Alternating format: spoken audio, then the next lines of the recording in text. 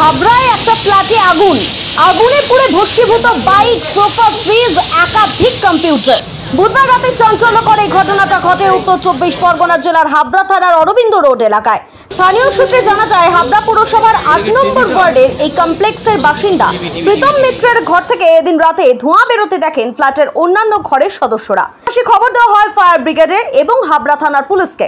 অতি দ্রুততার সঙ্গে ফায়ার ব্রিগেডের একটা ইঞ্জিন ঘটনাস্থলে পৌঁছায় এবং প্রায় 1 ঘন্টার চেষ্টায় আগুন নিয়ন্ত্রণে আসে। তত সময় আগুন আতঙ্ক ছড়িয়ে পড়ে গোটা এলাকা জুড়ে। পুড়ে যায় একটা বাইক, সোফা, ফ্রিজ সহ বেশ কয়েকটা কম্পিউটার সহ অন্যান্য আসবাবপত্র। ঠিক কি কারণে আগুন লাগতে পারে জানতে আমরা কথা বলেছিলাম দমকল আধিকারিক এবং স্থানীয়দের সঙ্গে।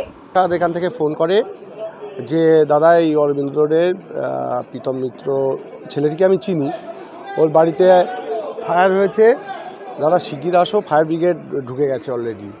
আমরা এসে দেখি প্রচণ্ড ধোঁয়ার মধ্যে ফায়ার ব্রিগেড অত্যন্ত তৎপরতার সঙ্গে কাজ করছেন এবং স্থানীয় আমাদের এলাকার সমস্ত মানুষ তারা হাতে হাত লাগিয়ে সহযোগিতা করছেন এবং ফায়ার ব্রিগেডকে খুবই বেগ পেতে হয়েছে। এই কারণে ওই ধোঁয়াটা এত বেগে আসছিল, ওনারা কিছুটা অসুস্থ ফিল করছিলেন। যাই হোক, তারা আবার কিছুটা সামলে নিয়ে সমস্তর মধ্যে থেকে জিনিস যেভাবে ওদের বের করতে হয় বের করেছেন। আমি যেটা দেখতে পেয়েছি, একটি ফ্রিজ বের করেছে ভাঙাচোরা অবস্থায়, সোফাটায় আগুন জ্বলছিল অনেক লাস্ট টাইম পর্যন্ত, সোফাটাও ভেঙে বার করা হয়েছে। সম্ভবত কম্পিউটারের বেশ কিছু জিনিসপত্র ছিল, কম্পিউটার ছিল, সেটা বের করেছে। বাইকটা একদম ভস্মীভূত হয়ে গেছে, সেটা বের করেছেন এবং ঘরের মধ্যেকার আসবাবপত্র অলমোস্ট ক্ষয়ক্ষতি হয়েছে। দমকলের এক আধিকারিকের প্রাথমিক ধারণা, ইলেকট্রিক শর্ট সার্কিট থেকে এই আগুন লাগার ঘটনা ঘটে থাকতে পারে। তিনি জানিয়েছেন, সঠিক সময় দমকলে খবর দেওয়া হয়েছে, তা না হলে আরো বড় কোনো বিপদ হতে পারত। আমাদের টেলিফোনে একটা খবর পেলাম, হাবড়া অরবিন্দ রোডে একটা রেসিডেন্সিয়াল হাউসে আগুন লেগেছে। আমরা সঙ্গে সঙ্গে টার্ন আউট নিলাম এবং আমরা এসে দেখলাম একটা রুম ফুললি আগুনে অ্যারেস্ট ছিল।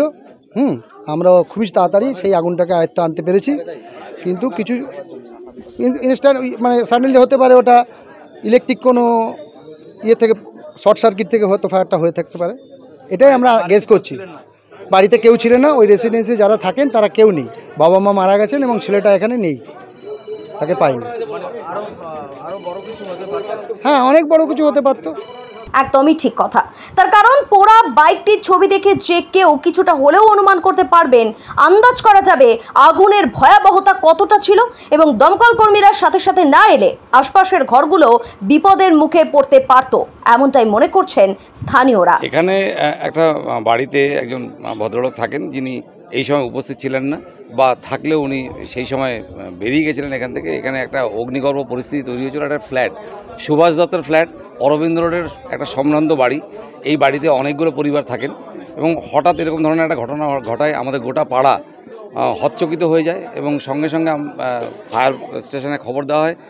অত্যন্ত তৎপরতার সঙ্গে ফায়ার সার্ভিস ম্যানেরা সবাই এসে যান এবং সুচারুভাবে এই অগ্নি নির্বাপক ব্যবস্থাটা ওনারা ভীষণভাবে সুনিশ্চিত করেন। মানুষের কারো কোনো ক্ষয়ক্ষতি হয়নি, শুধুমাত্র ওই বাড়ির কিছু আসবাবপত্রের ক্ষয়ক্ষতি হয়েছে, সেটা পরে বিবেচনা করা হবে কত টাকার ক্ষতি হয়েছে। হাবড়া থেকে উজ্জ্বল শিকদারের রিপোর্ট, বঙ্গবাণী নিউজ।